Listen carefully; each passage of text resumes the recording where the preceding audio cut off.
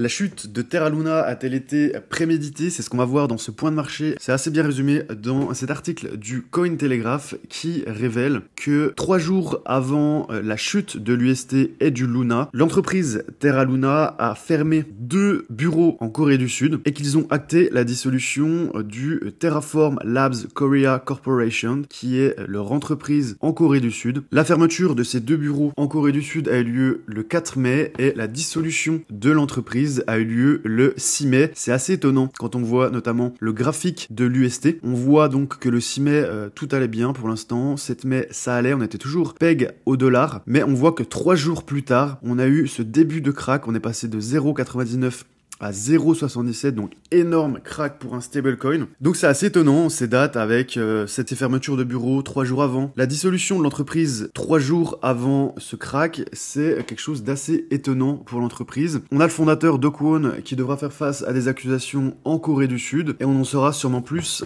dans les prochains jours. On continue avec cet écosystème Terra Luna avec une partie des développeurs de Terra qui pourraient être amenés à partir sur d'autres blockchains. On a vu qu'on avait Binance qui essayait d'attirer les meilleurs développeurs sur la BNB chain en ayant créé un fonds de solidarité officiellement pour aider la reprise de Terra Luna, mais c'était surtout pour inciter les projets de cet écosystème à rejoindre la blockchain de Binance. Ça bouge du côté des Move to Earn, on en parlera juste après dans une analyse sectorielle du marché. On a Stephen qui a notamment interdit ses utilisateurs chinois pour se conformer à la nouvelle réglementation. Ça a vraiment été une bad news. On a eu beaucoup de panic sell sur ce marché.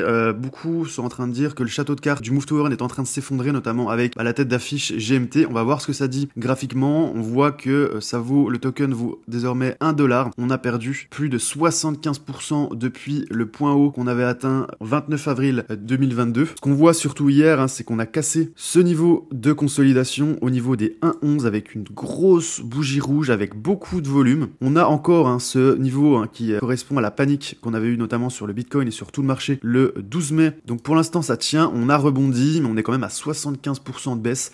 On a notamment des NFT pour utiliser l'application qui ont perdu 50% de leur valeur. Le GMT qui est clairement en train de corriger fortement. On en parlera un petit peu plus juste après. MetaMask qui signe un partenariat avec Asset Reality pour lutter contre les vols de crypto. C'est une très bonne nouvelle. Il faut savoir que pour faire des recours, notamment dans certains pays, quand vous faites voler vos crypto-monnaies, ça coûte très cher. Dans les pays anglo-saxons, notamment, près de 75 000 $ avec. Donc ce service Asset Reality est un service gratuit et qui proposera donc à des victimes d'escroquerie sur MetaMask d'unir leurs forces pour mettre en place une enquête commune. Donc là, on va clairement dans la bonne direction. On est en train de sécuriser les wallets, de simplifier et de rendre beaucoup moins cher les démarches pour enquêter, pour être indemnisé, même si c'est très compliqué évidemment dans ce domaine, ça prend énormément de temps, mais on va clairement dans le bon sens avec ce partenariat entre MetaMask et Asset Reality. Du côté du crypto Fear and Greed Index, on est toujours très bas dans l'extreme peur à 12. On reste comme hier, on y était déjà à 12, mais vous voyez que le mois dernier on était à 21, semaine dernière à 13, aujourd'hui donc hier à 12 et aujourd'hui toujours à 12. On est toujours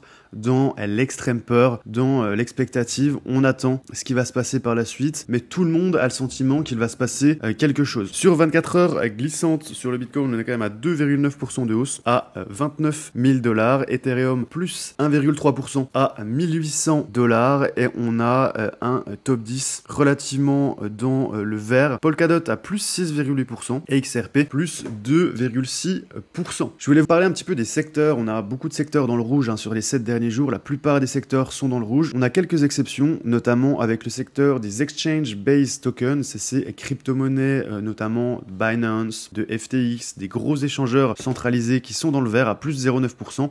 On a la blockchain Gnosis également que je connais très peu. Et on a un autre secteur dont je voulais parler, c'est le Move to Earn qui a plus de 29% sur les 7 derniers jours. Tout le marché se crache alors que le Move to Earn est à plus 29%. On va voir ce qu'il en est en détail. On a Stephen, la tête de gondole, qui est vraiment le numéro 1 avec plus de 2 milliards de capitalisation qui est en train de diminuer à moins 27% sur les 7 jours. On a le token qui est étonnamment sur la Binance Smart Chain qui vient d'être lancé et à plus de 42%. Ça c'est le deuxième token donc sur Solana qui perd lui 35%. Il y a des énormes écarts entre les deux. deux blockchains, avec clairement une panique baissière sur Solana et une grosse hausse sur la Binance Smart Chain. On a des boîtes comme Calo notamment, qui a plus 33%, on a vraiment des boîtes qui cartonnent, 10% pour Dose, 7% pour Virtual, et l'intégralité donc du marché, je vous l'ai dit, sur les 7 derniers jours, sur les Move to Earn, on est à plus de 29% de hausse, donc c'est clairement le secteur à regarder actuellement dans ce marché crypto. Sur le Bitcoin, on est toujours en dessous des 30 000, on joue avec cette zone entre les 29 000 et les 31 000 depuis le début de semaine. On va regarder la clôture ce dimanche, si elle se fait en dessous de ces 30 000, ça va être très baissier, tout le monde s'attend à une énorme baisse. Moi, je vais attendre la clôture hebdo et ensuite j'aviserai, mais il est tout à fait possible qu'on vienne consolider quelques temps et ensuite soit repartir à la hausse, soit redescendre. Ethereum qui a cassé un petit niveau en daily.